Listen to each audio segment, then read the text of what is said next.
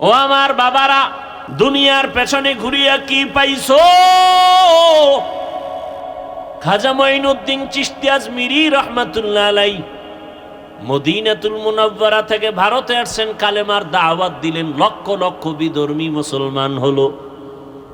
মায়ের সামনে আনন্দ, মা বলে বাবায় আনন্দ কেন? বলে লক্ষ লক্ষ বিধর্মী মুসলমান।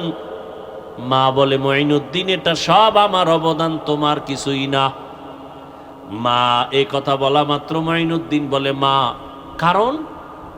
মঈনুদ্দিনের মা বলে রে বাবা, আল্লাহর কসম তুই আমার গর্ভে যখন আসছো আমি মা ঘুমাইতাম না, সারা রাত আমার মাওলার কাছে কান্না করে দোয়া করতাম, ও দয়ার মালিক আমার গর্ভের সন্তান তোমার ওলি হিসাবে পাঠাইও। দুনিয়ায় যখন আসছো আমি মা, এই মঈনুদ্দিন তোকে যতদিন দুগ্ধ পান করিয়েছি আল্লাহর কসম এক ফোঁটা দুধও আমি মা তোর মুখে বিনা অজুতে দিতাম না। যেই মা সন্তানকে বিনা অজুতে দুধ দেয় না, এই সন্তান জগৎ বিখ্যাত হবে না তো কে হবে? এরে পর্দার আড়ালের আম্মা জানেরা, বোনেরা, এখনো এই এলাকায় বহু মহিলারা আছে, 5 বেলার নামাজ পড়ে, পর্দা করে, স্বামীর মাল হেফাজত করে, মোবাইলে সময় নষ্ট করে না, নাই? আছে। এরে আম্মা জানেরা, আপনারা কেন পারবেন না? আপনার কারণেই তো জমিনে ভালো ভালো সন্তান আসছে। ভালো সন্তানগুলো ভালো মায়ের কারণেই হয়েছে। মায়ের আদর্শ ভালো তো সন্তান ভালো। জেনারেল লাইনে যত ভালো সন্তান দেখবেন মা ভালো হওয়ার কারণে। ওসি সাহেবের ব্যবহার ভালো কেন? কয় মায়ের ব্যবহার ভালো। এসপি সাহেবের ব্যবহার এত সুন্দর কেন? বলে মায়ের চরিত্র ভালো। দুনিয়ার লাইনেও ভালো সন্তান মায়ের কারণে, আখেরাতের লাইনেও ভালো ভালো সন্তান আসছে, মায়ের অবদান। দুনিয়ার পেছনে ঘুরিয়া কি পাইছো? কই নমরুদ কি পাইল? সাদ্দাত কি পাইল? ফেরাউন কি পাইল? ফেরাউনের লাশ তো আজও পড়ে আছে। মিশরের পুরা ক্ষমতা পাইয়া এছিল একটা ফকিন্নির বাচ্চা। ফেরাউন না, চরম এক ফ্যামিলি ছিল, গরিব। ক্ষেতের মধ্যে শশা এডিরে টাইনা টাইনা মিশরে নিয়ে বিক্রি করে 8 আনা পয়সা পাইত। ওই সময়ের হিসাবে যা পাইয়া পাইয়া আস্তে আস্তে আস্তে আস্তে কিছু টাকা হয়েছে। এক সময় ফেরাউন চেয়ারে বৈশা, ওই তদানীন্তন সময়ের মূল প্রধান বাদশাহ মারা গেছে। ফেরাউন বৈশা এক পর্যায়ে পাওয়ার পাইয়া ওজির আজম হামানকে বলে, শরীরের মধ্যে কেমন যেন এক গরম গরম ভাব, তো কি করবা? কয় খোদা দাবি করতে মনে চায়। হামান বলে করো। করলে আর ছোট খোদা দাবি করে লাভ কি? বড়টাই করো। কোরআনের আয়াত। ফেরাউন বলল আনা রব্বুকুমুল আলা, আমি শুধু খোদা না বরং সব খোদার বড় খোদা। সেই ফেরাউন মাটি গ্রহণ করে নাই, আজও জমিনের মধ্যে আছে।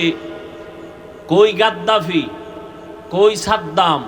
চোখের সামনের গুলো বলতেছি, কই? চোখের সামনে সব শেষ। আমেরিকার বুশ কোথায় গেল? চোখের সামনে যমুনা গ্রুপের মালিক কই গেল? মহামারী করোনায় আক্রান্ত হয়ে গেল। ডাক্তারকে বলে কত হাজার কোটি টাকা চাও, স্পেশাল ফ্লাইটে আমাকে সিঙ্গাপুরে নাও। টাকা দিতে চাইলো কিন্তু কেউ দেহর মধ্যে রুহুটা ফিরায় দিতে আর পারলো না। সাদা কাফনের প্যাকেট হয়ে চলে গেল। কই বিল্ডিংওয়ালা? বিল্ডিং পড়ে আছে, বিল্ডিংওয়ালা নাই। তো দুনিয়া দুনিয়া যারা করো কত যুবক চোখের সামনে হঠাৎ বলে বুকে ব্যথা, ধইরা দেখে নাই। এক যুবক সন্তান এলাকায় সবাই তারে ভালো জানে, সিঙ্গাপুরে যাবে, ভিসাও হইছে, কয়েক মাসের মধ্যেই চলে যাবে, ফ্লাইট আসবে, ভিসা হয়ে গেছে। আদরের সন্তান, কয়েকদিন আগের ঘটনা, সকাল 8টা-9টায় বলে আম্মু আমি একটু দোকানে যাই। কেন? বলে আমার বন্ধু ডাকছে, একটু চা পান করবে, একটু চা খাই আসি। তো মোটর বাইক নিয়ে রওনা হয়েছে, এমনভাবে অ্যাক্সিডেন্ট হয়ে গেল, জায়গায় শেষ। সিঙ্গাপুরের ভিসাও রেডি, কিন্তু কবরের ভিসা যাচ্ছে কে জানে। বন্ধুর সাথে আর দেখাও হলো না। কি পরিমাণ যুবক বাইক অ্যাক্সিডেন্টে মরে যায়, ওটি তো আর বুড়ারা উঠে না। ওই মরণস্ত্র যুবকদের, বাইক চালায় যারা, এটা একটা নতুন মরণস্ত্র। এটা হলো ডাইরেক্ট। আর ইনডাইরেক্ট মরণস্ত্রের নাম মোবাইল। এটা তোমার ডাইরেক্ট মারবে না, আস্তে আস্তে কিডনি খাবে, হার্ট দুর্বল করবে, ব্রেন দুর্বল করবে। এই মোবাইলে চোখের পাওয়ার নষ্ট করে। এ বানায় বলতেছি, লজ্জা শরম না থাকলে কি করার। এই মোবাইলটা নিয়ে যারা চোখের জেনা করে, কানের জেনা, হাতের জেনা, জবানের জেনা, অন্তরের জেনা করে সারা রাত, এরে কি বয়ান দিলে বুঝে আসবে? বুঝে আসে না। ওই যে শুরুতেই বলছিলাম, বুঝ নাই। যেদিন বুঝ আসবে তখন আফসোস করলেও লাভ হবে না। তোমার কিডনি ড্যামেজ করে দিল, খবর নাই। হার্ট দুর্বল করে দিল, খবর নাই। চোখের পাওয়ার দুর্বল করলো, খবর নাই। এই একটা মোবাইলে লেখাপড়া নষ্ট করলো, খবর নাই। মায়ের সাথে তোমার সাথে বেয়াদবি শিখাই দিল মোবাইলে, খবর নাই। মোবাইলকে ঠিক রাখতে গিয়ে কত সন্তান মায়ের সাথে বেয়াদবি করেছে। মোবাইলকে কেন্দ্র করে কত সন্তান বাবার সাথে বেয়াদবি। এই মোবাইলকে কেন্দ্র করে কত ছাত্র শিক্ষকের সাথে বেয়াদবি, কত সন্তান মুরব্বীর সাথে, আলেমের সাথে বেয়াদবি। এক মোবাইলের কারণে লেখাপড়া নাই, চরিত্র নাই, শরীর শেষ, জীবন শেষ, যৌবন শেষ। আছে একটা মূর্তির মতো দেহ, রুহুটা চলে গেলে দেহটাও শেষ। তাহলে এটা হলো ইনডাইরেক্ট মরণস্ত্র। আর ডাইরেক্ট যুবকের মরণস্ত্রর নাম কি? দাবি দয়া ছাইরা মায়ে বাবার থেকে আগেই ছাড়াই নিস। যারা মোবাইল চালাও 24 ঘন্টা পাগলের মতো, কখন যে হঠাৎ করে স্ট্রোক করে মরে যাবি বলা যায় না। বিদায় নিয়ে আনিস মা বাবার থেকে আগের থেকে। আর যত মনে চায় আকাম করে নে, কখন চলে যাবি তোর টিকিট নেই। মনের খাহেশ মিটাইয়া কর, যেন আর কোনো খাহেশ না থাকে, আফসুস না থাকে যে এটা পারলাম না।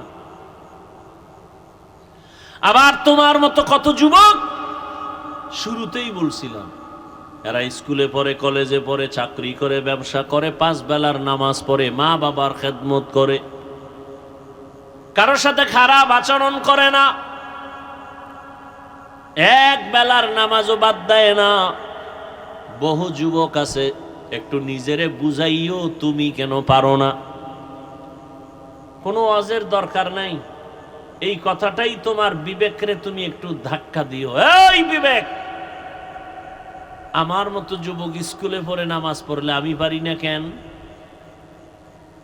আমার মতো জেনারেল লাইনের ছেলেটা যদি কলেজে পড়ে নামাজ পড়ে আমি পারি না কেন?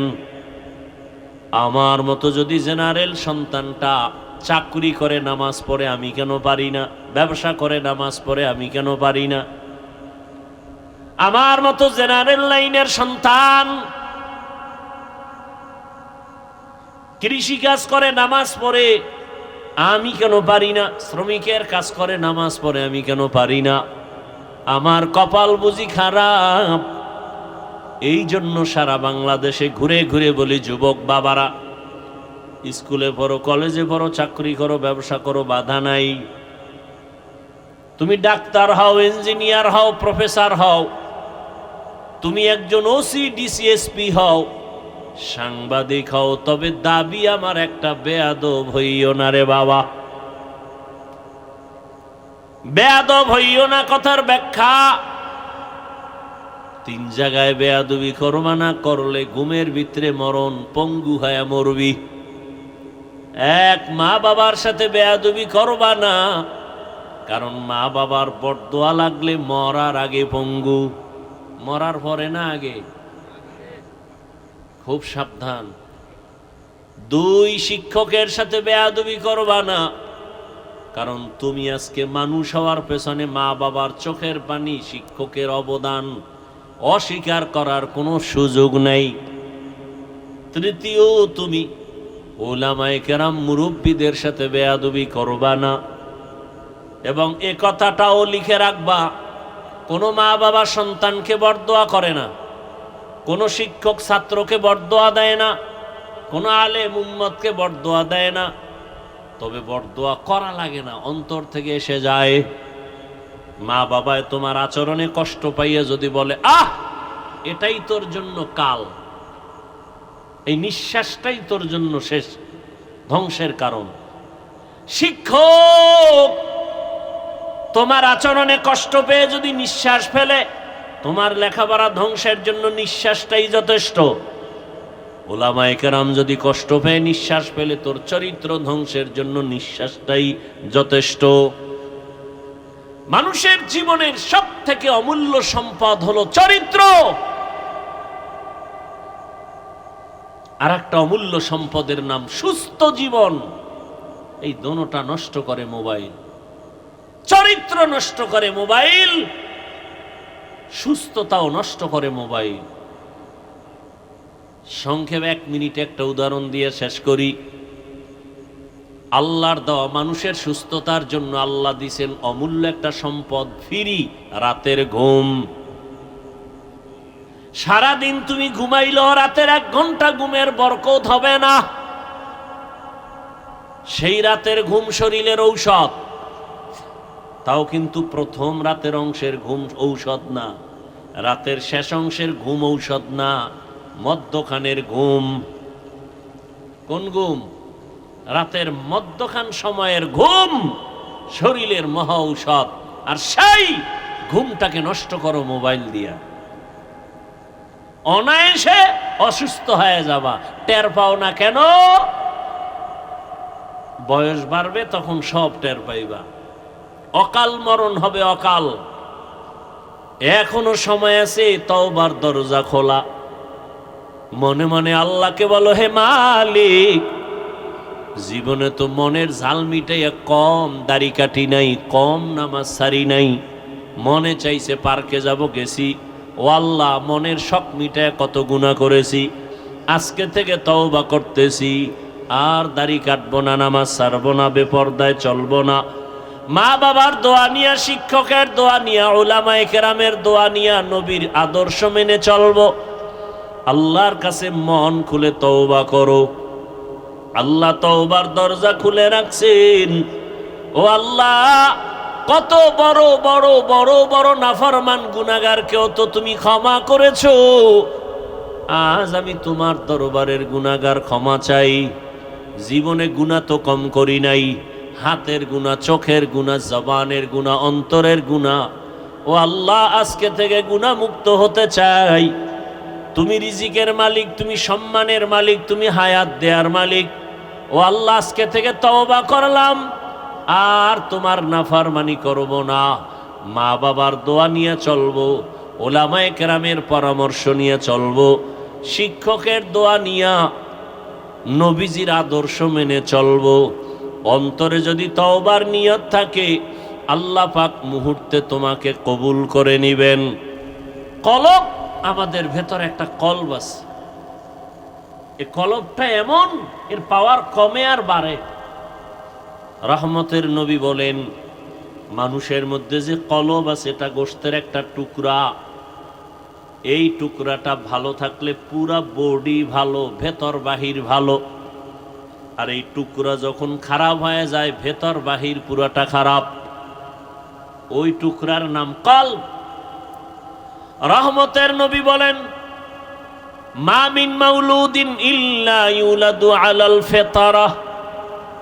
জমিনে যখন কোনো সন্তান আসে তার কলবটা থাকে আয়নার মতো স্বচ্ছ। ফা আবাওয়াহু ইউহাব্বিদানিহি আও ইউনাসসিরানিহি আও ইউমাজ্জিসানিহি ইলা আখিরিল হাদিস। নবী বলেন, মা বাবা ওই সন্তানের অন্তরটাকে নষ্ট বানায়, মূর্তি পূজারি বানায় মা বাপ, অগ্নি পূজারি বানায়, গায়রুল্লাহর গোলাম বানায় মা বাবা।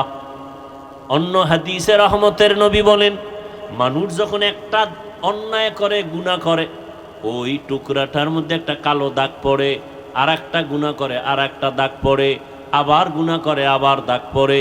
কালো দাগ পড়তে পড়তে কলবটা কালো পর্দায় আবৃত হয়ে যায়। তখন আর সামনে কিছুই দেখে না। তখন ভালোটারও খারাপ বলে। টুপি মাথায় দেওয়া ভালো, নামাজ ভালো, রোজা ভালো, সব ভালো, বান্দা এর পরে খারাপ। এই যে বৃষ্টি চলে, যারা টিনের ঘরে ঘুমায়, কি মজার আওয়াজ। এখন কয় যে মজা তো লাগে এক মজা, আর এক মজা খাওনের কি বলে খিচুড়ি পাকাও গরুর গোশত দিয়া। কি দিয়া বলেন না কেন? গরুর গোশত দিয়া খিচুড়ি, আর এই টাইমে সেই মজা। ঘরের মধ্যে 10 জন আছে, মজা করে খাবে, কিন্তু একজন বলে আমার সামনে আনবি না, গরুর খিচুড়ি খাবো না, পারলে 1 ফোঁটা বিষ দে। খিচুড়ি ঝামেলা না তার ভেতরে ঝামেলা? খিচুড়ির বারবার বলে এটা খারাপ খারাপ, গরুর খিচুড়ি খাওয়া যাবে না। সবাই বলে আমরা মজা করে খাবো, তুমি এটার বদনাম করো কেন? বলে না, খিচুড়ি আসলে ভালো, তোমার পেট খারাপ। কি খারাপ? তাড়াতাড়ি পেটের চিকিৎসা নাও, তোমার সমস্যা হয়ে গেছে। নামাজ ভালো, রোজা ভালো, তাবলিগ ভালো, উলামায়ে কেরাম ভালো, জিকির ভালো, পাগড়ি ভালো না খারাপ? বলেন। যারা বলে তাবলিগ ভালো না, যারা বলে টুপি ভালো না, দাড়ি ভালো না, পাগড়ি ভালো না, জিকির ভালো না, তেলাওয়াত ভালো না, ওয়াজ মাহফিল ভালো না, তাদের কলব খারাপ। কি খারাপ? কলবের চিকিৎসা করো। কলবের চিকিৎসা কেমনে করবা? এই যে বডিটার উপরে কত না ক্রিম মাখি, বারবার আয়না দেখি স্পট আছে কিনা, সুন্দরভাবে পরিচ্ছন্ন করি, কিন্তু এই বডির কোনো দাম নাই। এটা একটা কাভার। ভেতরে আসল জিনিস চলে গেলে বলে এটা মানুষ না, মানুষের লাশ। ছেলে কান্দে, আব্বা নাই, সামনে সাদা কাপড়ে পেঁচানো, কে বলে এটা বাবার লাশ।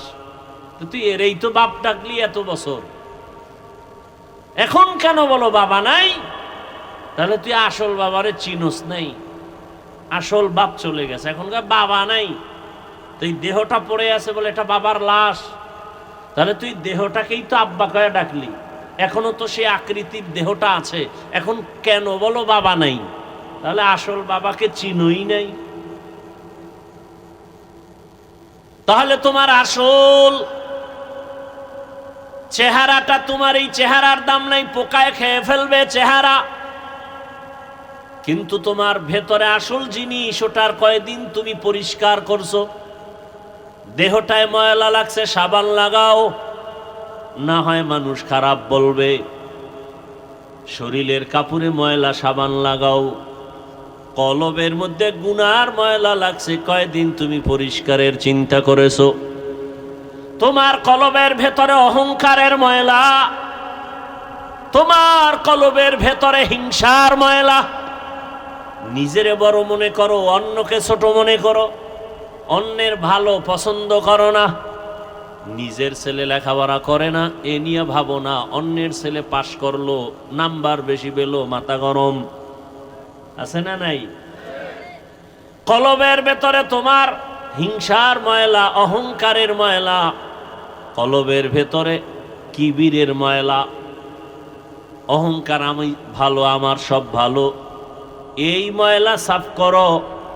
এই ময়লা সাফ করার জন্য হসপিটালে যাও, অপারেশন করো। এই ময়লা সাফ করার হসপিটাল হলো উলামায়ে আহলে হকের মজলিস। قال رسول الله صلى الله عليه وآله وسلم عليك بمجالسة العلماء واسمع كلام الحكماء فإن الله لا يحيي القلب الميت بنور الحكمة كما يحيي الأرض الميتة بوابل المطر।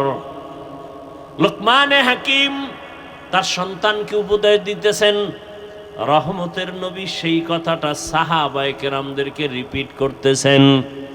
নবী বলেন, লুকমানে হাকিম তার সন্তানেরে বলে, ওলামায়ে কেরামের মজলিসে বসবা, তাদের হিকমতপূর্ণ কথা শুনবা, লাভ হয় মুর্দা দিল জিন্দা হয়ে যাবে, মুর্দা দিল জিন্দা হয়ে যাবে, কলবটা পরিষ্কার হয়ে যাবে।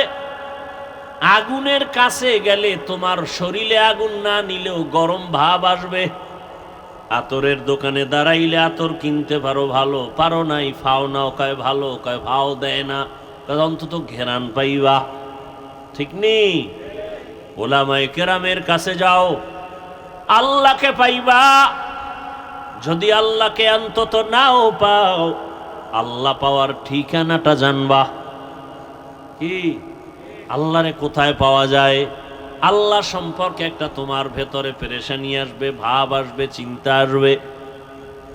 ওলামায়ে কেরামের মজলিস ছাড়া দিন বুঝার জানার কোনো পথ নাই। অতএব ওলামায়ে কেরামের কাছে যাও, তাদের মাধ্যমে কলবকে তুমি জিন্দা বানাও। জমিনে সূর্যের গরম লেগে যেমন পুরাটা ফেটে যায়, হাত চাষাবাদ চলে না, ফসল উৎপাদনের ক্ষমতা হারিয়ে ফেলে, আবার আল্লাহর বৃষ্টি দিয়া মুহূর্তে জমিনটা নরম হয়ে যায়, ফসল উৎপাদনের ক্ষমতা ফিরে পায়। গুনাহ করে যারা কলবটাকে ভেঙ্গে ফেলেছো, উলামায়ে কেরামের কাছে যাও। আল্লাহ রহমতের বৃষ্টি যখন দিবেন, আল্লাহওয়ালাদের নেক নজর যখন পড়বে, কলবটা এই পরিমাণ জিন্দা হবে, এখন তোমার নামাজ পড়তে ভালো লাগে না, তখন নামাজ না পড়লে ভালো লাগবে না। এখন তোমার রোজা রাখতে ভালো লাগে না, তখন তোমার রোজা না রাখলে ভালো লাগবে না। তোমার এই জীবনের কোনো মূল্য নাই।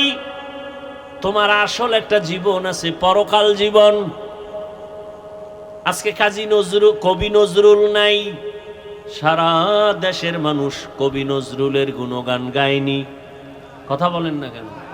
কবি নজরুলের কবিতা বলে, তৃপ্তি অর্জন করে, জানে না সে নজরুলের চেহারাটা কেমন, জানে না সে নজরুলের শিক্ষক কারা, জানে না সে নজরুলের বাপমা কারা।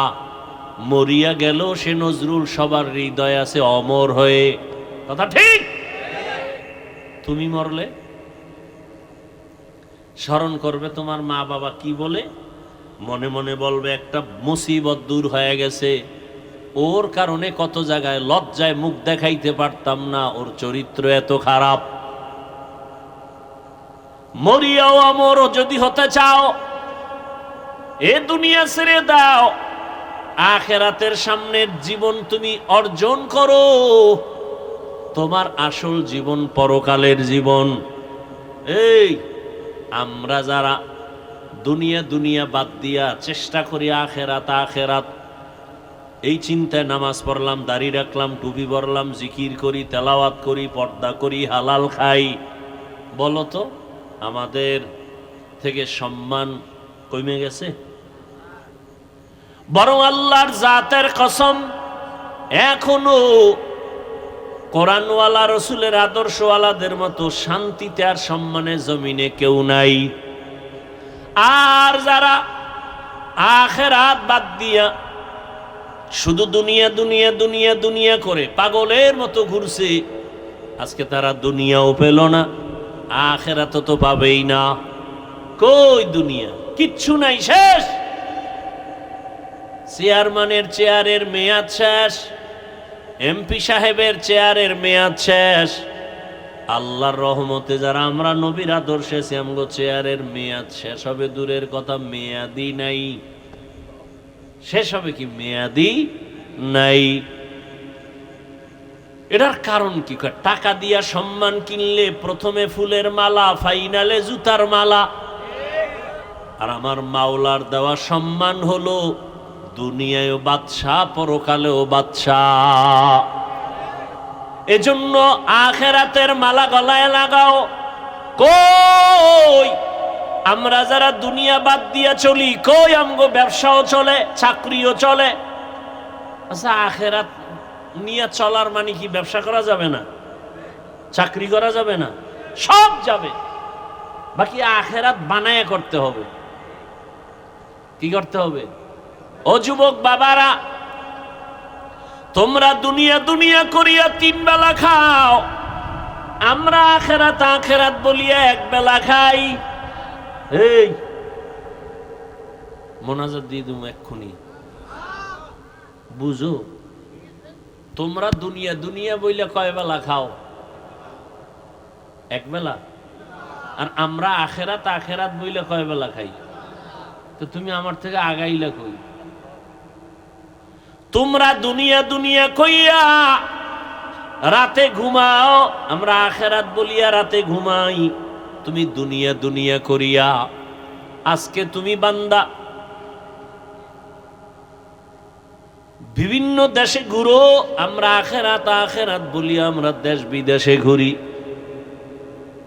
তোমরা দুনিয়া দুনিয়া করে চাকরি করো, ব্যবসা করো, বিয়া করো, আমরা আখেরাত আখেরাত করে ব্যবসাও করি, চাকরিও করি, বিয়া শাদিও। তোমাদেরও সন্তান আছে, আমাদেরও আছে। তাহলে তোমরা আগাইলা কোথায়? কই আমাদের তো খানা বন্ধ হয় নাই, ঘুম বন্ধ হয় নাই, চাকরি বন্ধ হয় নাই।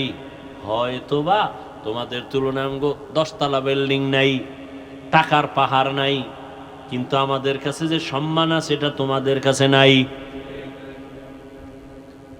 তাহলে আমরা আখেরাত বলতে গিয়া তো কই দুনিয়াতে সম্মান কমে নাই, খানা বন্ধ হয় নাই। বরং তোমরা দুনিয়া দুনিয়া করি এক সময় বাড়ি কইরা বাড়ি বেচছো, বাড়ি থুইয়া পালান লাগছে, ঠিক না? মহামারী করোনায় স্কুল বন্ধ, কলেজ বন্ধ, চাকরি বন্ধ, ব্যবসা বন্ধ। জানছনি, খবর রাখছনি যে একটা মাদ্রাসাও এ দেশে বন্ধ হয় নাই, কোনো হুজুর না খাইয়া মরে নাই। মাস্ক পরছে, ট্রিপল মাস্ক, মরবে না করোনা, কিন্তু এই সময় মানুষ মরে নাই। বাবা মারা গেছে, ছেলেরা কাছে যায় না, করোনা। কিন্তু তাকাইয়া দেখছো ওই সময় আমার দেশের টুপিওয়ালারা শত শত করোনার লাশ হাত দিয়া ধইরা, গোসল করাইয়া, কাফন পরাইয়া, জানাজা পড়াইয়া কবরে রাখছেন। একজন হুজুরেও করোনায় মরে নাই, আর ট্রিপল মাস্ক ওয়ালারা মরে গেছে। সম্মান আমার আল্লাহর দেওয়া, এটা বড় দামি। এজন্য 1500 বছর আগে রহমতের নবী বলে গেছেন, চ্যালেঞ্জ দিয়ে গেছেন, 2 জিনিস ধরে রাখলে ঈমানও যাবে না, সম্মানও যাবে না। তারাকতু ফীকুম আমরাইন লান তাদিল্লু মা তামাসসাকতুম বিহিমা কিতাবাল্লাহি ওয়া সুন্নাত রাসূলি। 2 জিনিসের এক হলো কোরআন, দ্বিতীয় হলো রাসূলের সুন্নাত আদর্শ। ও মুসলমান যুবক বাবার, আমাকে জবাব দাও, নবীজির রেখে যাওয়া আদর্শ এটা মানবে হিন্দুরা, বৌদ্ধরা, খ্রিস্টান? নবীজির রেখে যাওয়া আদর্শ মানবে কারা? কোন দেশের? লন্ডন? কোন দেশ বলেন? সারা দুনিয়ার মুসলমান শুধু এই নাগরপুরের ডাবাত না? আপনাদের জন্য আলাদা কিছু না? আপনারা মুসলমান না? কোনটা মানেন না কেন? রসুলের আদর্শ। আচ্ছা, মানলে ক্ষতি হয়? একজনে বলেন হ্যাঁ রসুলের আদর্শ মানলে ক্ষতি।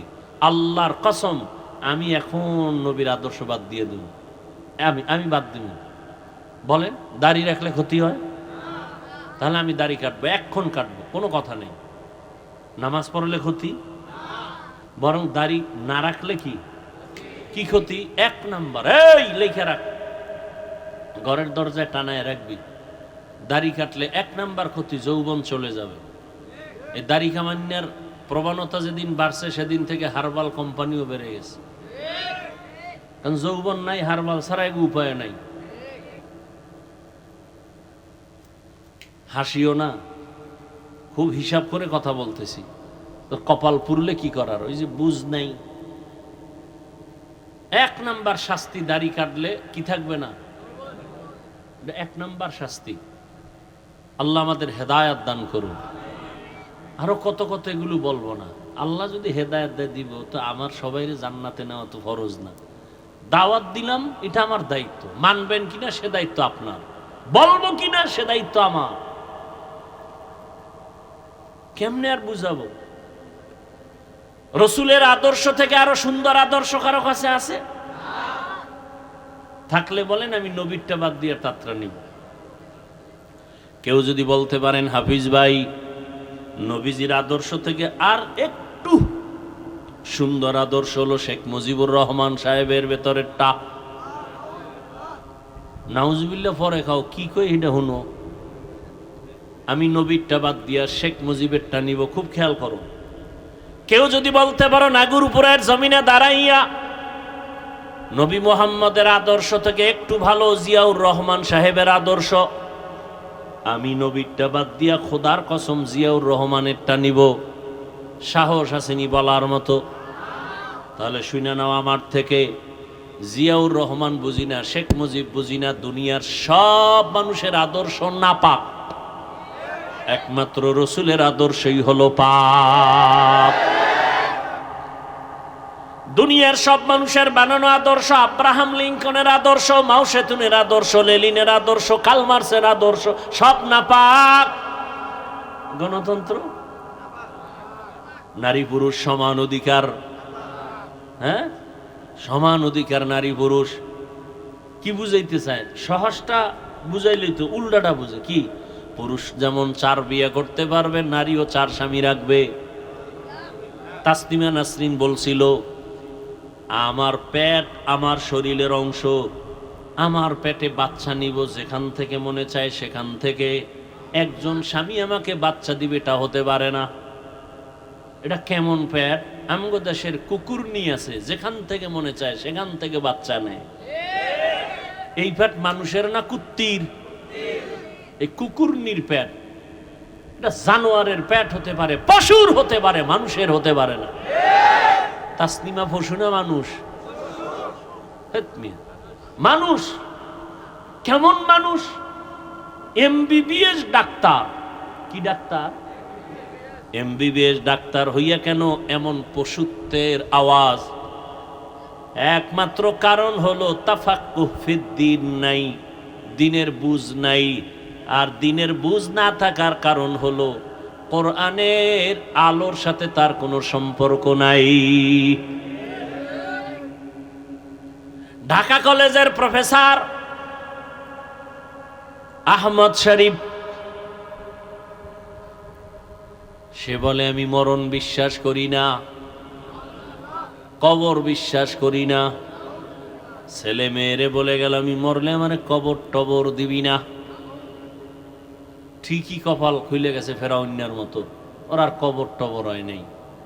ছেলে মেয়েরা বাবার দেহটাকে হসপিটালে দান করে দিয়েছে, দেহ দান, আর আর কবর হয় নাই। তো কেমন সান কপাল যে মাইয়া ফোলারা যে একটু যাই কবরের পাশে দাঁড়াবে, কবরও নাই। ও আমার বাবারা, তাহলে পুরো বয়ান মনে রাখতে পারবা না। 2-3টা কথা মনে রাখো। এক, তোমরা দুনিয়া দুনিয়া কইরা কত উপরে গেছো, আর আমরা আখেরাত কইরা কইরা কত নিচে নামছি। হিসাব মিলাবা, এটা হিসাব মিলা একটা লাইনে যাও। নাম্বার 2, তোমার মতো জেনারেল লাইনের মানুষগুলো যদি জেনারেল পথে থাইকা 5 ওয়াক্ত নামাজ পড়ে, তুমি পারো না কেন? এটাও তুমি মিলাও। 2, 3 নম্বরে, মদিনা বলা নবীর আদর্শ থেকে যদি আরো ভালো আদর্শ থাকে দেখাও, আমরা নিব। কিন্তু আজও পর্যন্ত কেউ প্রমাণ করতে পারে নাই। আজকে যদি নবীর আদর্শ মতে জমিন চলতো, দুনিয়ায় মরার আগে মানুষ বেহেশত দেখা যাইতো। নবীর আদর্শ কত সুন্দর। কাউকে গালি দেওয়া যাবে না, মিথ্যা বলা যাবে না, কারো হক নষ্ট করা যাবে না, নবী কেমন কেমন নবী, কেমন আদর্শের নবী আমার। শুধু মানুষ সামনে আসতেছে কোরবানি, নবীর আদর্শ কেমন, একটা পশু জবাই করতে গিয়া আর একটা পশুর সামনে কইরো না, ওই পশু কষ্ট পাবে। তাহলে একটা পশুর কষ্ট ইসলাম বরদাস্ত করে না, সেখানে মানুষের কষ্ট কেন ইসলাম সমর্থন করবে? একমাত্র রসুল বলেছেন, আল মুসলিমু মান সালিম আল মুসলিমুনা মিন লিসানিহি ওয়া ইয়াদিহি, খাঁটি মুসলমান ওই ব্যক্তি যার হাত আর জবান দ্বারা অন্য কষ্ট পায় না। একজনকে কথা দিয়ে কষ্ট দেওয়া হারাম, কাজের দ্বারা কষ্ট দেওয়া হারাম। কতটা সব ইসলাম সহজ, এটারে কঠিন বানায় দিছে কেউ কেউ। ইসলাম মানলেই মনে করে মানুষ মনে হয় বিপদ, অথচ ইসলামটাই হলো মানুষের জন্য নিরাপদ। দেখা হলে আগে সালাম দিবে, ইসলাম। কিছু খাবে ডান হাতে খাবে, পান করবে ডান হাতে, ইসলাম। সালাম দিলে মোহাব্বত বাড়বে, তো শত্রুতা করবে কেন? বারবার যদি সালাম দেয় শত্রু মিত্র হয়ে যায়। তাহলে ইসলাম মানলে সালাম দিতে হবে, সালাম বাড়লে মোহাব্বত বাড়বে, শত্রুতা আর থাকবে। তখন আর মোবাইলে গোপন হত্যা হবে না। সালাম নাই, মোহাব্বত নাই। সালাম দেয় না এমন জায়গায় গিয়ে দেয় যারে দেওয়া জায়েজ নাই। মিস কল পাইছে, আরে খালি সালাম। অথচ মাকে সালাম দাও, বাবাকে সালাম দাও, বোনকে সালাম দাও, স্ত্রীকে সালাম দাও, স্ত্রী স্বামীকে সালাম দাও, এগুলো নাই। বেগানারে সালাম দেয়, বেআই সাহেব বেআইনেরে বারবার সালাম দেয়, বউরে জীবনেও সালাম দেয় না। ইসলাম সালাম কতটা গুরুত্বপূর্ণ। আসসালাম কাবলাল কালাম, রহমতের নবীর আদর্শ, কথার আগে সালাম দাও। এরে পর্দার আড়ালের আম্মা জানেরা, বোনেরা, এখনো এই এলাকায় বহু মহিলারা আছে, 5 বেলার নামাজ পড়ে, পর্দা করে, স্বামীর মাল হেফাজত করে, মোবাইলে সময় নষ্ট করে না, নাই? আছে। এরে আম্মা জানেরা, আপনারা কেন পারবেন না? আপনার কারণেই তো জমিনে ভালো ভালো সন্তান আসছে। ভালো সন্তানগুলো ভালো মায়ের কারণেই হয়েছে। মায়ের আদর্শ ভালো তো সন্তান ভালো। জেনারেল লাইনে যত ভালো সন্তান দেখবেন মা ভালো হওয়ার কারণে। ওসি সাহেবের ব্যবহার ভালো কেন? কয় মায়ের ব্যবহার ভালো। এসপি সাহেবের ব্যবহার এত সুন্দর কেন? বলে মায়ের চরিত্র ভালো। দুনিয়ার লাইনেও ভালো সন্তান মায়ের কারণে, আখেরাতের লাইনেও ভালো ভালো সন্তান আসছে মায়ের অবদান। খাজা মঈনুদ্দিন চিশতি আজমিরি রহমাতুল্লাহ আলাইহি মদিনাতুল মুনাওয়ারা থেকে ভারতে আসছেন, কালেমার দাওয়াত দিলেন, লক্ষ লক্ষ বিধর্মী মুসলমান হলো। মায়ের সামনে আনন্দ। মা বলে বাবায় আনন্দ কেন? বলে লক্ষ লক্ষ বিধর্মী মুসলমান। মা বলে মঈনুদ্দিন এটা সব আমার অবদান, তোমার কিছুই না। মা এই কথা বলা মাত্র মঈনুদ্দিন বলে মা, কারণ মঈনুদ্দিনের মা বলে, রে বাবা, আল্লাহর কসম, তুই আমার গর্ভে যখন আসছো আমি মা ঘুমাইতাম না, সারা রাত আমার মাওলার কাছে কান্না করে দোয়া করতাম, ও দয়ার মালিক, আমার গর্বের সন্তান তোমার ওলি হিসাবে পাঠাইও। দুনিয়ায় যখন আসছো আমি মা, এই মঈনুদ্দিন, তোকে যতদিন দুগ্ধ পান করিয়েছি, আল্লাহর কসম, এক ফোঁটা দুধও আমি মা তোর মুখে বিনা অজুতে দিতাম না। যেই মা সন্তানকে বিনা অজুতে দুধ দেয় না, এই সন্তান জগৎ বিখ্যাত হবে না তো কে হবে? দুনিয়ার পেছনে ঘুরিয়া কি পাইছো? কই নমরুদ কি পাইল? সাদ্দাত কি পাইল? ফেরাউন কি পাইল? ফেরাউনের লাশ তো আজও পড়ে আছে।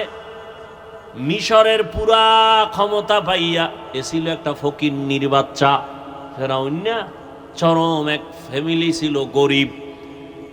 ক্ষেতের মধ্যে শশা, এডিরে টাইনা টাইনা মিশরে নিয়ে বিক্রি করে 8 আনা পয়সা পাইত। ওই সময়ের হিসাবে যা পাইয়া পাইয়া আস্তে আস্তে আস্তে আস্তে কিছু টাকা হইছে। এক সময় ফেরাউন চেয়ারে বৈশা, ওই তদানীন্তন সময়ের মূল প্রধান বাদশা মারা গেছে। ফেরাউন বৈশা এক পর্যায়ে পাওয়ার পাইয়া ওজির আজম হামানকে বলে, শরীরের মধ্যে কেমন যেন এক গরম গরম ভাব, তো কি করবা? কয় খোদা দাবি করতে মনে চায়। হামান বলে করো, করলে আর ছোট খোদা দাবি করে লাভ কি, বড়টাই করো। কোরআনের আয়াত। ফেরাউন বলল আনা রব্বুকুমুল আলা, আমি শুধু খোদা না বরং সব খোদার বড় খোদা। সেই ফেরাউন মাটি গ্রহণ করে নাই, আজও জমিনের মধ্যে আছে। কই গাদ্দাফি, কই সাদ্দাম, চোখের সামনের গুলো বলতেছি, কই চোখের সামনে সব শেষ। আমেরিকার বুশ কোথায় গেল? চোখের সামনে যমুনা গ্রুপের মালিক কই গেল? মহামারী করোনায় আক্রান্ত হয়ে গেল, ডাক্তারকে বলে কত হাজার কোটি টাকা চাও, স্পেশাল ফ্লাইটে আমাকে সিঙ্গাপুরে নাও। টাকা দিতে চাইলো, কিন্তু কেউ দেহর মধ্যে রুহুটা ফিরায় দিতে আর পারলো না। সাদা কাফনের প্যাকেট হয়ে চলে গেল। কই বিল্ডিংওয়ালা? বিল্ডিং পড়ে আছে, বিল্ডিংওয়ালা নাই। তো দুনিয়া দুনিয়া যারা করো, কত যুবক চোখের সামনে হঠাৎ বলে বুকে ব্যথা, ধইরা দেখে নাই। এক যুবক সন্তান এলাকায় সবাই তারে ভালো জানে, সিঙ্গাপুরে যাবে, ভিসাও হইছে, কয়েক মাসের মধ্যেই চলে যাবে, ফ্লাইট আসবে, ভিসা হয়ে গেছে। আদরের সন্তান, কয়েকদিন আগের ঘটনা, সকাল 8টা-9টায় বলে আম্মু আমি একটু দোকানে যাই। কেন? বলে আমার বন্ধু ডাকছে, একটু চা পান করবে, একটু চা খাই আসি। তো মোটর বাইক নিয়ে রওনা হইছে। এমন ভাবে অ্যাক্সিডেন্ট হয়ে গেল, জায়গায় শেষ। সিঙ্গাপুরের ভিসাও রেডি, কিন্তু কবরের ভিসা যাচ্ছে কে জানে।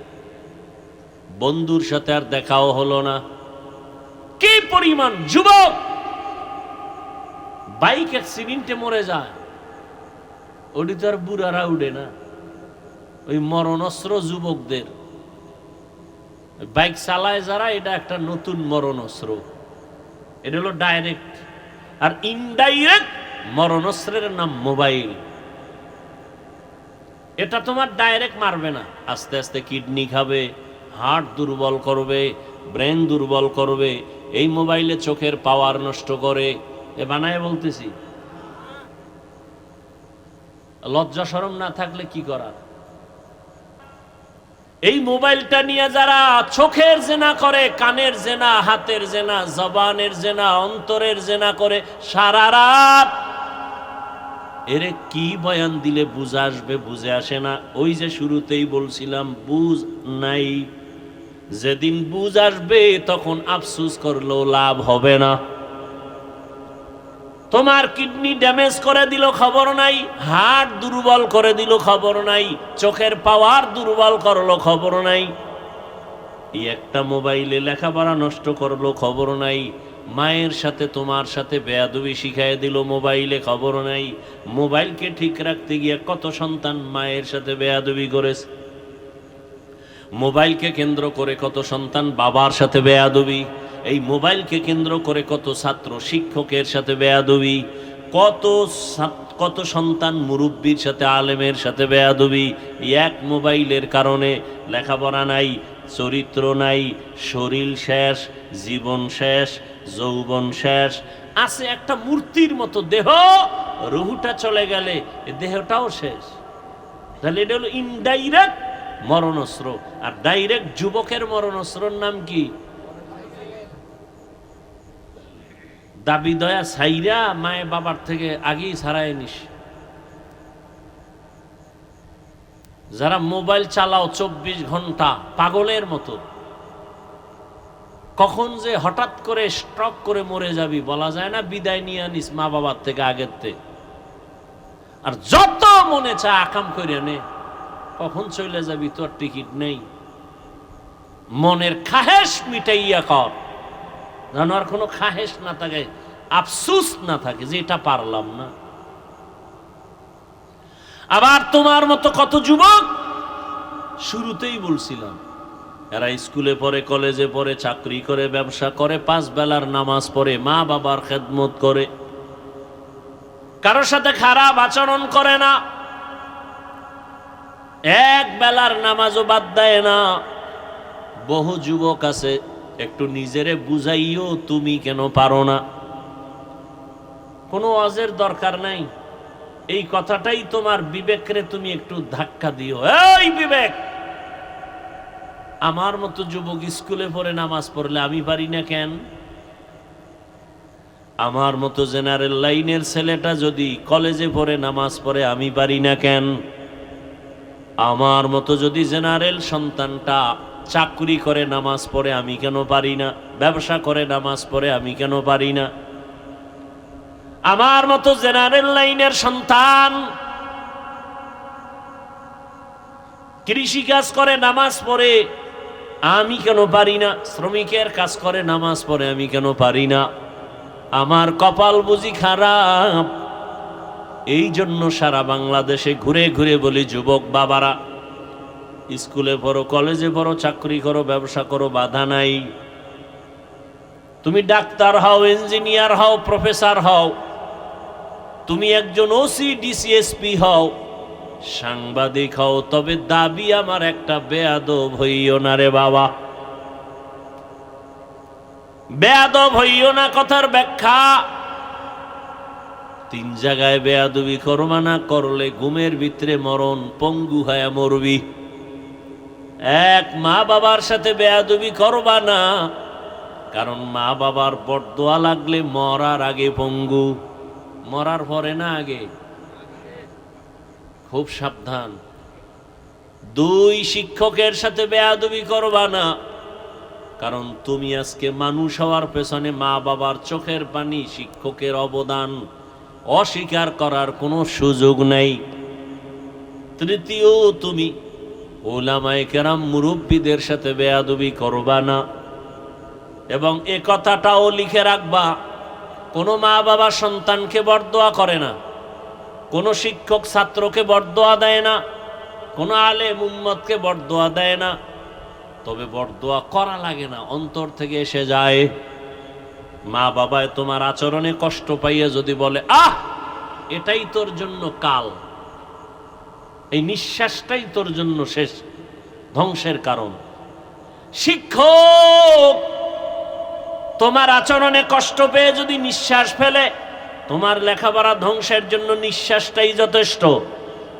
উলামায়ে কেরাম যদি কষ্ট পেয়ে নিঃশ্বাস ফেলে, তোর চরিত্র ধ্বংসের জন্য নিঃশ্বাসটাই যথেষ্ট। মানুষের জীবনের সবথেকে অমূল্য সম্পদ হলো চরিত্র। আর একটা অমূল্য সম্পদের নাম সুস্থ জীবন। এই দোনোটা নষ্ট করে মোবাইল। চরিত্র নষ্ট করে মোবাইল, সুস্থতাও নষ্ট করে মোবাইল। সংক্ষেপে 1 মিনিটে একটা উদাহরণ দিয়ে শেষ করি। আল্লাহর দেওয়া মানুষের সুস্থতার জন্য আল্লাহ দিয়েছেন অমূল্য একটা সম্পদ, ফ্রি, রাতের ঘুম। সারাদিন তুমি ঘুমাইলেও রাতের 1 ঘন্টা ঘুমের বরকত হবে না। সেই রাতের ঘুম শরীরের ঔষধ, তাও কিন্তু প্রথম রাতের অংশের ঘুম ঔষধ না, রাতের শেষ অংশের ঘুম ঔষধ না, মধ্যখানের ঘুম। কোন ঘুম? রাতের মধ্যখান সময়ের ঘুম শরীরের মহা ঔষধ। আর সেই ঘুমটাকে নষ্ট করো মোবাইল দিয়া, অনায়াসে অসুস্থ হয়ে যাবা, টের পাও না কেন? বয়স বাড়বে তখন সব টের পাইবা। অকাল মরণ হবে, অকাল। আল্লাহর ভয়ের নাম তাকওয়া। এটার দাম কত? রসুলের কোনো গুনাহ নাই, সেই রসুলকে আল্লাহ বলেন, নবী আপনি আমাকে ভয় করেন। ইয়া আইয়ুহান নাবিয়্যুত্তাকিল্লাহ ওয়ালা তুতি'ল কাফিরিনা ওয়াল মুনাফিকিন। হে নবী, আমি আল্লাহকে আপনি ভয় করেন, কাফের মুনাফিকের অনুসরণ করবেন না। নবীকে আল্লাহ বলতেছেন ভয় করার জন্য। এখন আমি যদি আপনাদের জিজ্ঞাসা করি, আপনারা কি আল্লাহকে ভয় করেন? আমার থেকে আরো হাই আওয়াজ দিয়ে সবাই বলবে হ্যাঁ, আমরা অবশ্যই আল্লাহকে ভয় করি। অথচ এমন মুমিন আছেন আল্লাহকে ভয় করিয়া বলেন আল্লাহকে ভয় করি, অথচ সুদের সাথে জড়িত। আল্লাহকে ভয় করেন, মিথ্যা বলেন। আল্লাহকে ভয় করেন, দোকানের মধ্যে লোন ছাড়া ব্যবসা চলে না।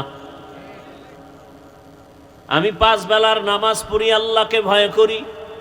আপনি নামাজ বাদ দিয়া বলেন আল্লাহকে ভয় করি। আমি দাড়ি লম্বা করে বলি আমি আল্লাহকে ভয় করি। আপনি দাড়ি বাদ দিয়া বলেন আল্লাহকে ভয় করি। আমি 5 ওয়াক্ত নামাজ ঠিক মতো আদায় করে বলি আল্লাহকে ভয় করি। আপনি নামাজ না পড়ে বলেন আল্লাহকে ভয় করি। আমি হালাল খানা খাইয়া বলি আল্লাহকে ভয় করি। আপনি হালাল বাদ দিয়া চলেন আর বলেন আল্লাহকে ভয় করি। 2 ভয় কি সমান? মূলত আপনি ভয়ই করেন না। ভয় কি জিনিস? বলে একটা সন্তান মা বাবাকে ভয় করে। প্রমাণ? বলে মা বাবার সামনে একটা সন্তান অন্যায় করে না কেন? বলে শাস্তির ভয়। একটা ছাত্র শিক্ষকের ভয় করে। প্রমাণ? বলে শিক্ষকের সামনে ছাত্র অন্যায় করে না, শাস্তির ভয়। ঠিক এই জমিনে যেই মানুষ আমার আল্লাহকে আসলেই ভয় করবেন, ওই বান্দা গলায় ছুরি লাগাবে, দাড়ির মধ্যে অস্ত্র লাগাবে না। তাহলে বোঝা গেল আসলে ভয় আপনার আমার মধ্যে নাই। আর এই ভয়টা নাই, আবার মায়ের গর্ভ থেকে ভয় আনা যাবে না। ভয়টা অর্জন করতে হবে অন্যের থেকে। বলে কার থেকে অর্জন করব? লিকুল্লি শাইইন মাদিনুন ওয়া মাদিনুত তাকওয়া কুলুবুল আরিফিন। ভালো ভালো জিনিস রাখার গোডাউন আছে, তাকওয়ার গোডাউন হলো আল্লাহর প্রিয় বান্দাদের কলব। তাদের নজর লাগাও, নজর আসলেই তোমার কলবের মধ্যে তাকওয়ার পাওয়ার আসতে থাকবে। قال رسول الله صلى الله عليه وآله وسلم اتقوا فراسة المؤمن فإنه ينظر بنور الله। এখনো সময় আছে, তওবার দরজা খোলা। মনে মনে আল্লাহকে বলো, হে মালিক, জীবনে তো মনের ঝাল মিটাইয়া কম দাড়ি কাটি নাই, কম নামাজ সারি নাই। মনে চাইছে পার্কে যাব, গেছি। ও আল্লাহ, মনের শখ মিটায় কত গুনাহ করেছি। আজকে থেকে তওবা করতেছি, আর দাড়ি কাটবো না, নামাজ ছাড়বো না, বেপরদায় চলবো না। মা বাবার দোয়া নিয়া, শিক্ষকের দোয়া নিয়া, উলামায়ে কেরামের দোয়া নিয়া, নবীর আদর্শ মেনে চলবো। আল্লাহর কাছে মন খুলে তওবা করো। আল্লাহ তওবার দরজা খুলে রাখছেন। ও আল্লাহ, কত বড় বড় বড় বড় নাফরমান গুনাহগারকেও তো তুমি ক্ষমা করেছো। আজ আমি তোমার দরবারের গুনাহগার ক্ষমা চাই। জীবনে গুনাহ তো কম করি নাই, হাতের গুনাহ, চোখের গুনাহ, জবানের গুনাহ, অন্তরের গুনাহ। ও আল্লাহ, আজকে থেকে গুনাহ মুক্ত হতে চাই। তুমি রিজিকের মালিক, তুমি সম্মানের মালিক, তুমি হায়াত দেয়ার মালিক। ও আল্লাহ, আজকে থেকে তওবা করলাম, আর তোমার নাফরমানি করব না।